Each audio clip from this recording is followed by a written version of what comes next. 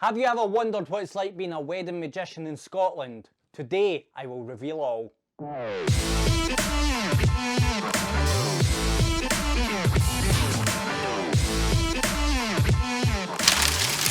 Hey everyone, Stephen here. Recently I put up a post on various magic groups asking for questions about what it's like being a wedding magician in Scotland. So I put a post on various magic groups such as Magicians Only, Magic Library, Magicians and Jugglers International, Magicians on Facebook, and I've took a list of the best questions and I'm just going to answer them in today's video. So if that sounds interesting, just keep watching. Alright, so if you were to start again, what would you do different? There's a lot of things I would do differently and there's a lot of things that I wouldn't. So for example, like I've enjoyed everything that I've done. I've done gigs that have been great, I've done gigs that haven't, but I believe that every single gig has been a learning experience for me and it's made me the performer I am today and also got me to where I am in my career. There is a couple of things that I would change.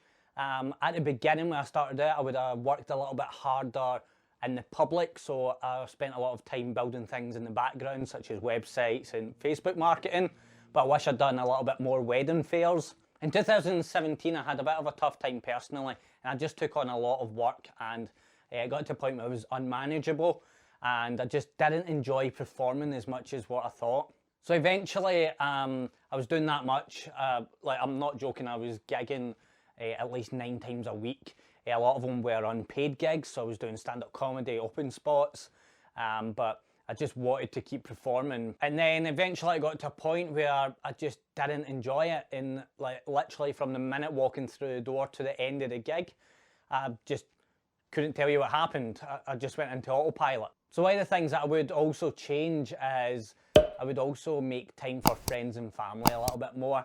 Kind of through that period I did make a lot of sacrifices and miss out on a lot of things that I shouldn't have. So I'd definitely do that.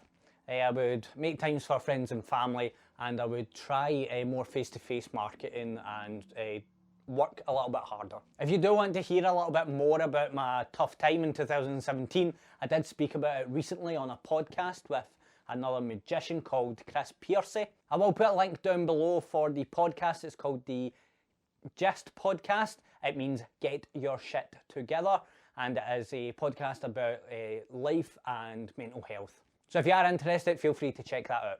The next question is, do you recommend Dave Bonzo's ring flight routine? Yes, I do recommend Dave Bonzo's ring flight revolution routine.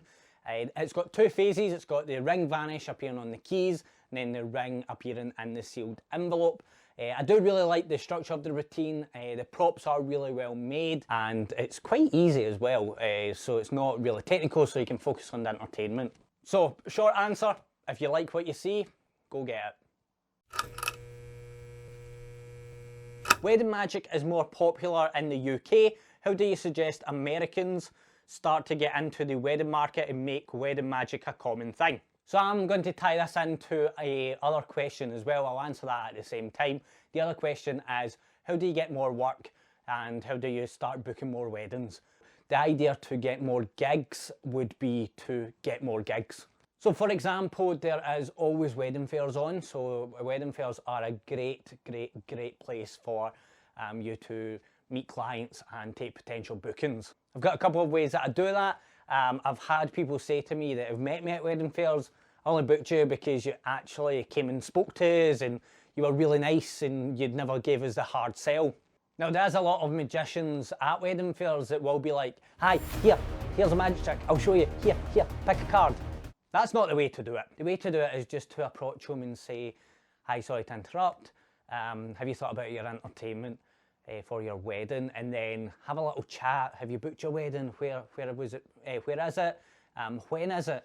And then from there I normally say something like, I could stand here and give you a sales pitch, but I could be rubbish, so let me show you what I do. So I have just done a sales pitch by showing them what I do. But I think that works really well.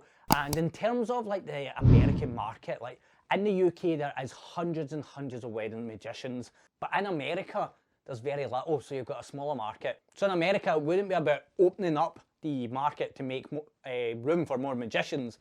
It would be getting yourself into that market. So The way that you would do it, as I said, would be to do a wedding fair and also maybe start networking with suppliers. So start talking to wedding venues and say, look, my name's Stephen, I'm a magician, I can entertain the guests at weddings, and I'd love to be part of the packages that your venue offers. Like, it's not the best answer that I've gave, but try and generate more work by working a little bit more at gigs. Make sure everybody gets a business card, make sure you do wedding fairs, and just be nice, approachable. And people not want to book a magician, they'll want Stephen to come to their event. And that's what I try and create.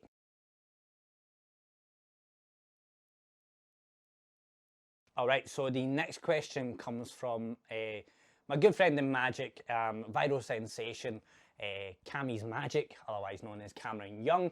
And he has said, why are you such a sex symbol? Cammy, in answer to your question, why am I such a sex symbol? I just am. All right, the next question was a bit of a long one, but the short version is, do souvenir giveaways work at weddings, or is it a bit tacky?